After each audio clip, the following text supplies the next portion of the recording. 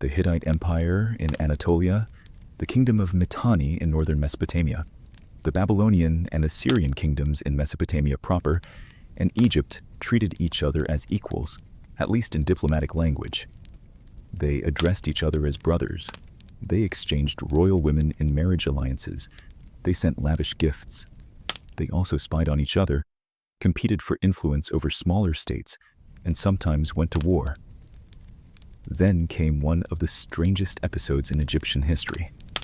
Amenhotep III's son, who took the name Amenhotep IV, became pharaoh around 1352 years before the Common Era and proceeded to overturn Egyptian religion. Egypt had always been polytheistic, with a vast pantheon of gods.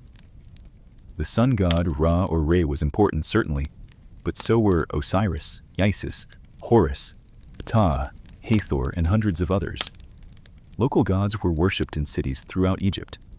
The priesthood, especially the priesthood of Amun-Ra at Thebes, had become incredibly wealthy and powerful. Amenhotep IV rejected this entire system.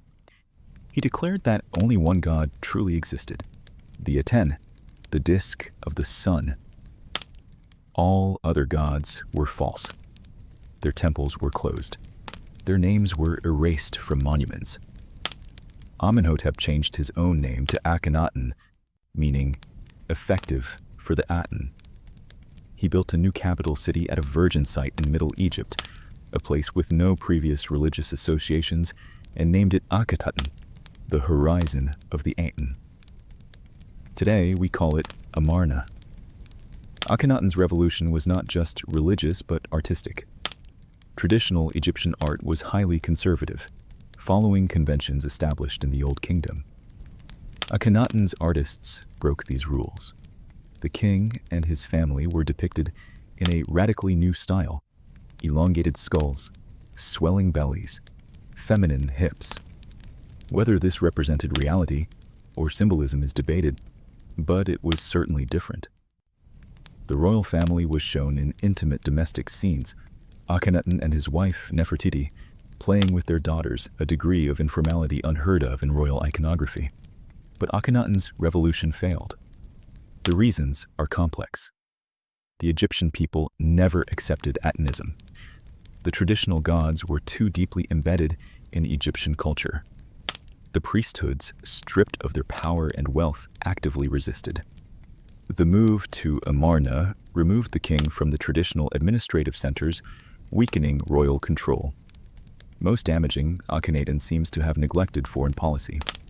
The Amarna letters show vassal kings in Syria-Palestine desperately writing to Pharaoh, begging for military support against rival rulers or the expanding Hittite Empire, and the responses are inadequate or absent. Egyptian influence in the Levant was collapsing while Akhenaten focused on his religious vision. When Akhenaten died around 1336 years before the Common Era, the reaction was swift. His young son, originally named Tutankhaten, changed his name to Tutankhamun, restoring the god Amun to his name. The court abandoned Amarna and returned to Thebes. The temples of the traditional gods were reopened. Atenism was declared heresy. Akhenaten's monuments were defaced. His name was stricken from the king lists. Later generations would refer to him, if they referred to him at all, as that criminal of Akhetaten. Tutankhamun himself died young, around 18 years old after a brief reign. He is famous today only because his tomb, discovered in 1922 by Howard Carter, was found nearly intact, its treasures providing an unparalleled glimpse into Egyptian royal burial practices.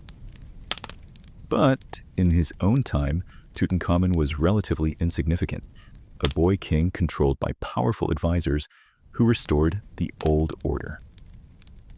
The 18th dynasty ended in confusion. An elderly official named A briefly took the throne, then power passed to Horemheb, a military commander who had served under Tutankhamun.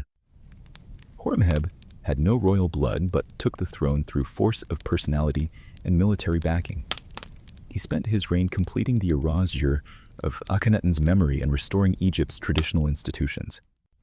When he died without an heir, he designated another military man, Rameses, as his successor, establishing the 19th dynasty. The 19th dynasty would see Egypt regain its imperial power, but also face challenges that would ultimately prove insurmountable. Ramesses I reigned briefly, establishing the dynasty's legitimacy. His son Seti the First campaigned vigorously in Syria-Palestine, reasserting Egyptian authority that had weakened during the Amarna period. But it was Seti's son, Ramesses II, who would become one of the most famous pharaohs in Egyptian history. Ramesses II reigned for 67 years, from approximately 1280 to 1213 years before the Common Era.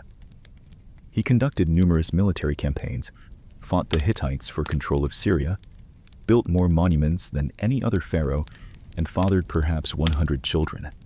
His propaganda was everywhere. His names and titles carved on temples throughout Egypt, his massive statues dominating the landscape. The Great Temple at Abu Simbel in Nubia features 4 colossal seated statues of Ramesses, each 67 feet tall, carved directly from the cliff face.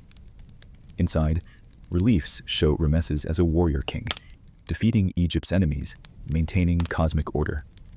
The defining moment of Ramesses II's reign came early, the Battle of Kadesh, around 1274 years before the Common Era.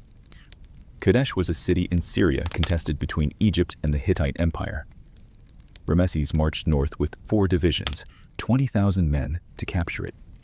But Hittite king Muwatalli II had gathered a larger force and set a trap. Egyptian scouts captured 2 Bedouin who claimed the Hittite army was far to the north, still gathering. Ramesses believed them. He rushed forward with his lead division, leaving the others to follow. The Bedouin were enemy agents. The Hittite army was hidden near Kadesh. When Ramesses' lead division made camp, the Hittites attacked the 2nd Egyptian division while it was still on the march, scattering it. Panic spread. Ramesses found himself surrounded with only his personal guard. According to Egyptian accounts, Ramesses single-handedly fought his way through the Hittite lines, rallying his troops through personal courage until reinforcements arrived and the Hittites withdrew. Hittite accounts suggest a more ambiguous outcome. Both sides claimed victory. What's clear is that neither side achieved their objectives. The battle was essentially a draw, but from this military stalemate came something historically significant. After years of continued skirmishing, Ramesses II and the new Hittite king, Hattusili III, negotiated a peace treaty around 1259 years before the Common Era. The treaty established borders, required mutual defense against third parties, and provided for the extradition of fugitives. Most remarkably, copies of the treaty were made in both Egyptian hieroglyphics and Hittite cuneiform, and examples of both versions have been discovered, allowing us to confirm they are virtually identical.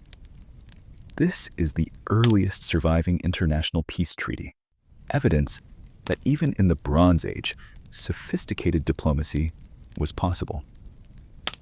The peace with the Hittites allowed Egypt to focus on other concerns, particularly the growing threat of the Sea Peoples, mysterious raiders of uncertain origin who were destabilizing the entire eastern Mediterranean. Ramesses Busagu's son and successor Merimta faced invasions from Libya supported by Sea Peoples contingents. He defeated them, but the threat did not disappear.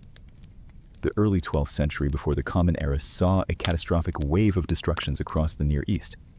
The Hittite Empire collapsed entirely, its capital Hattusa destroyed. Mycenaean Greece fell into a dark age. Ugarit, a wealthy trading city in Syria, was destroyed and never rebuilt. Cyprus was devastated. The entire Bronze Age international system collapsed. Egypt survived this catastrophe, but barely. Ramesses III of the 20th dynasty, reigning around 1186 to 1155 years before the Common Era, faced massive invasions by land and sea. His mortuary temple at Medinet Habu contains detailed reliefs showing naval battles, enemy ships being destroyed, captives being taken. Ramesses III claimed great victories, and certainly Egypt was not conquered, but the effort exhausted the kingdom. The later years of his reign saw the first recorded labor strikes in history. Royal tomb workers at Deir el-Medina who had not been paid staging sit-down protests. If the state could not even pay its workers, how stable could it really be?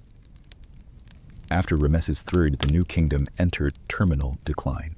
A series of weak pharaohs, all named Ramesses, the 4th through the 11th, reigned in increasingly rapid succession. Royal power fragmented. The high priests of Amun at Thebes became effectively independent rulers of Upper Egypt. Lower Egypt was controlled by pharaohs ruling from the delta city of Tanis. Nubia broke away, forming independent kingdoms. The Asiatic Empire was completely lost, Syria-Palestine falling under the control of new powers. Around 1077 years before the Common Era, the last pharaoh of the new kingdom died. The third intermediate period began, another era of fragmentation and foreign rule. Egypt would reunite again under Nubian pharaohs of the 25th dynasty, experience a final flourishing under the Saudi 26th dynasty, but the pattern was clear. Egypt could no longer maintain unity through its own strength alone. The era of Egyptian dominance was over. The reasons for this decline were complex. The Sea People's catastrophe and the collapse of the Bronze Age trading networks disrupted the international system Egypt had relied on.